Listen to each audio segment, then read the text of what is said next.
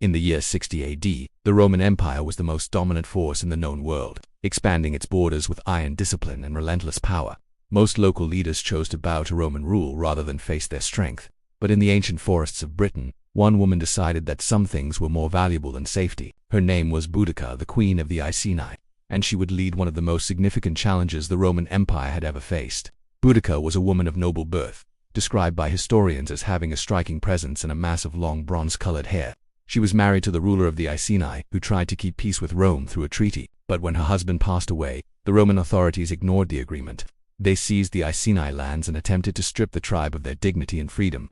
The Romans expected Boudica to submit, believing a lone leader could pose no threat to their professional legions. They were wrong. Boudica didn't just mourn, she organized. She traveled across Britain, meeting with various tribes who had also grown weary of foreign rule.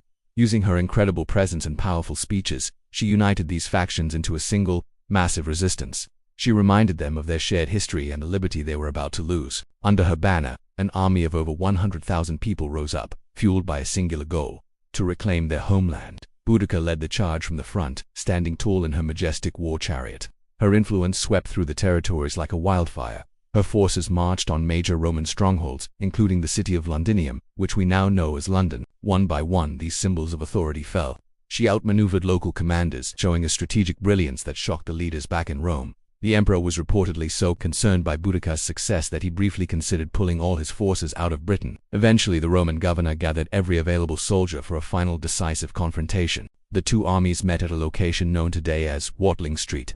Though Boudica's followers vastly outnumbered the Romans, they faced a wall of professional infantry trained in the most advanced tactics of the ancient world.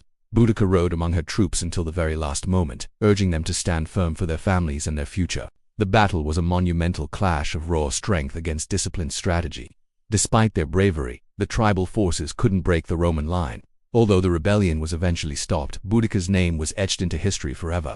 She chose to depart the world on her own terms rather than be captured, leaving a legacy of resistance that would inspire her people for centuries. Boudica proved that even the greatest power on earth cannot ignore the voice of a leader fighting for her people's dignity. She remains a symbol of courage and a reminder that true power isn't about the size of an army, but the strength of the spirit behind it.